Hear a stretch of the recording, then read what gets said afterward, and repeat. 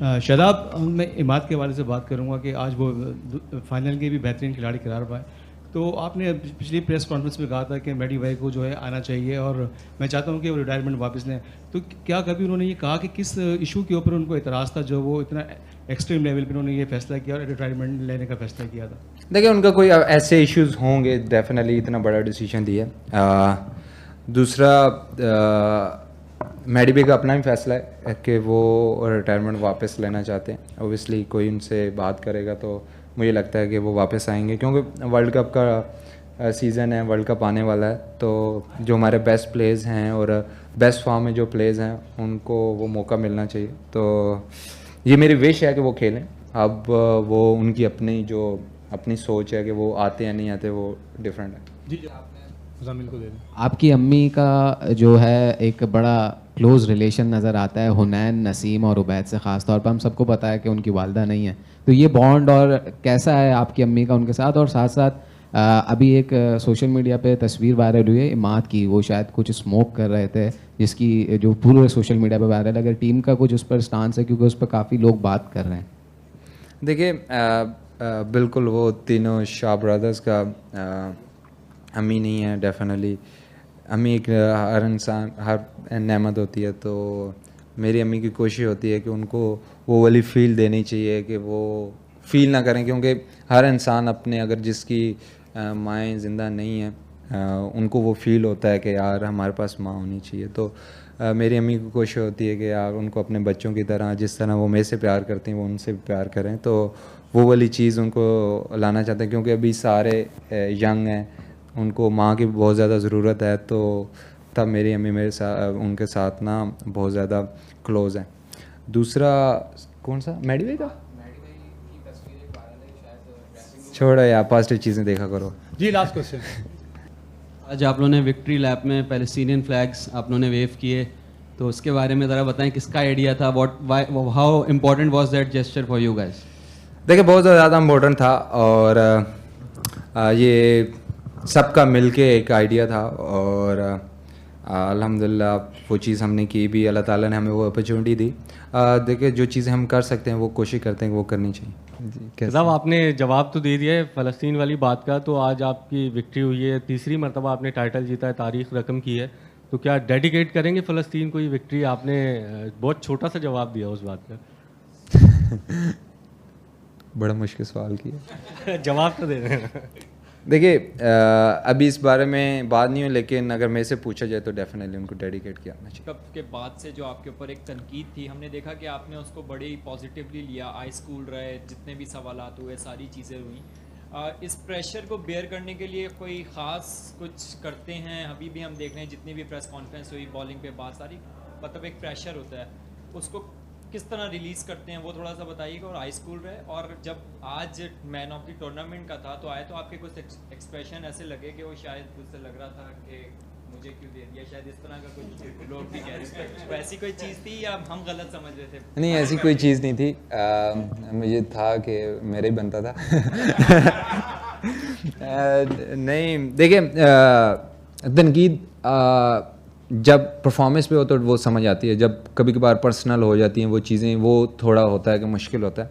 देखिए, परफॉर्मेंस पे तनकीद करना बनता है, क्योंकि जिस तरह के हम वन स्पोर्ट्स नेशन रह गए हैं, तो सबका यही होता है कि हमारी टीम हमेशा जीते और हमारे प्लेयर हमेशा परफॉर्म करे। तो उसके लिए तो वो प्रेशर तो रहता है कि यार आपने हर रोज़ परफॉर्म करना है। दूसरा, कूल रहने का मकसद मेरा ये बिलीव है कि मैं प्रोसेस पे यकीन रखता हूँ। मैं रिज़ल्ट तो डेफिनेटली, अगर आपका प्रोसेस अच्छा है तो आपके पास रिज़ल्ट आएंगे, और जब आप परफॉर्म नहीं करेंगे और रियलिटी ये है कि आपको एक्सेप्ट करना पड़ता है। ऐसा नहीं है कि मैं आपको बातों से बोलूँ कि नहीं मैंने ये किया, मैंने वो किया।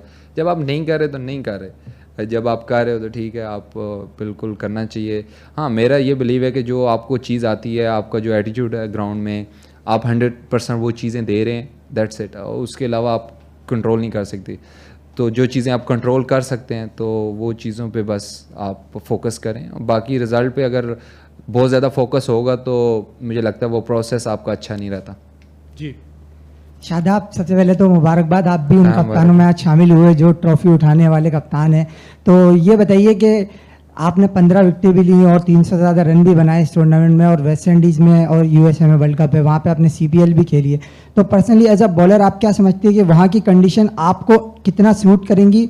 और बैटिंग के लिए अगर सभी, जाहिर सी बात है, अपना अपना नंबर हर कोई बता देता है कि मैं इस नंबर पे ज़्यादा सूटेबल हूँ, तो शादाब खान कौन से नंबर पे पर्सनली सूट करता है उसको कि वो बैटिंग करे तो ज़्यादा कारगर साबित होगा? हाँ, देखिए जो वेस्ट इंडीज़ की पिचेस हैं वो पहले स्पिनर्स को बहुत ज़्यादा हेल्प करती थी। अब उन्होंने पिचेस चेंज की हैं तो थोड़ा अब कंडीशन पे डिपेंड करता है कि आप डे में खेल रहे हो नाइट पे, उस पे वो डिफरेंस आ जाता है।